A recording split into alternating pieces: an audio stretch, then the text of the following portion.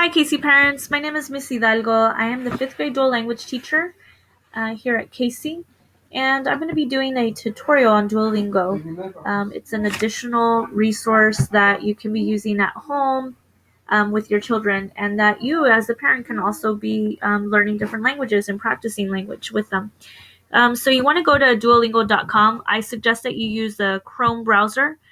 And you can also download Duolingo as an app from the Apple Store or on any Android device. So that's really helpful. When you get there, you want to click on Get Started, and it's going to ask you what you want to learn. So we're going to click on Spanish. It's going to have you set a daily goal. We're going to just choose regular 10 minutes per day. We're going to set our goal. And regardless of where your child is at, whatever grade he is, I always suggest that you just start at the basics. So we're going to start there. It's going to go right into the modules. El niño. So you have somewhere you'll select a translation with the visual. So let's keep La going niña. through these. La mujer. Whenever you click on something that is not the right option, you're going to get the correct solution on the bottom, and you'll have it highlighted. That whole area will be highlighted in a light red color. Un hombre. You'll have somewhere you'll type in, and as you can see, this little owl, remember that you can always hover over words to see their translation. So we're going to hover over un. I see that it's a, so I'm going to type that in. Una mujer. You'll also have some quick little tutorials that will pop up when something's introduced for the first time. And so on this one, we see that we have masculine and feminine nouns. So it's a little tutorial on that. So I'm going to type that in. Soy un hombre. And then on your verbs, since a lot of the kids want to practice verb conjugations, they can actually hover over the verb and click on conjugate. You'll get the verb in its indicative form at the top. You'll get all the subject pronouns and all their conjugations in the whatever tense that you're working on in there as well. So that's a really cool feature that Duolingo has. So let's Soy un hombre. Soy un hombre. get this in. El niño.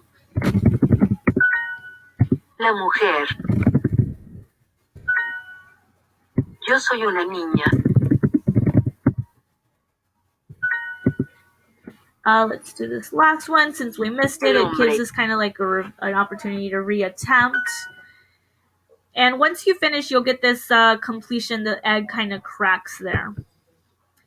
So at this point, it's going to award you points, which is in this XP. And it's going to actually tell you, you can save your progress. You'll need a Duolingo profile to save your progress. You can create a profile or create an account later. I suggest that you create an account just so that you can keep up the progress and you're not having to start all over again. Since I already have an account, I'm going to go ahead and sign in.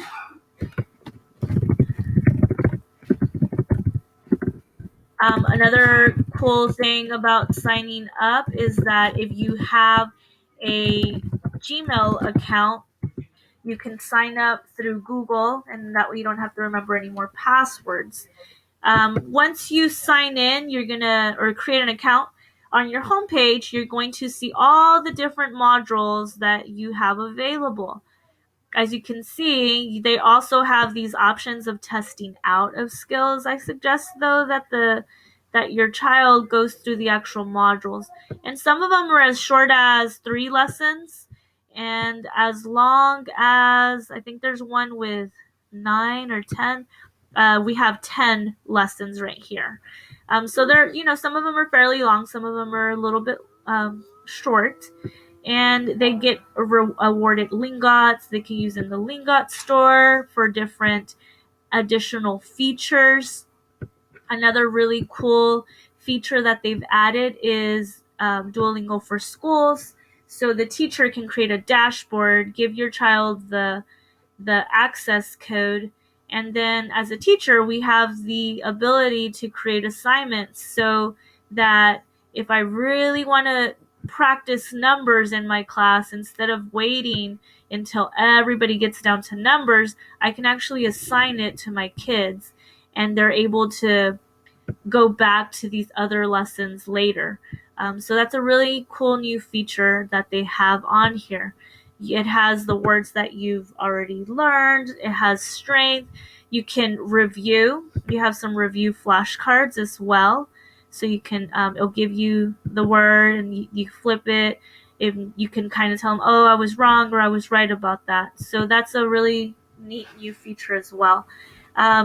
It's really fun. It's really interactive. I mean, it really feels like you're playing a game. You can also add a new course.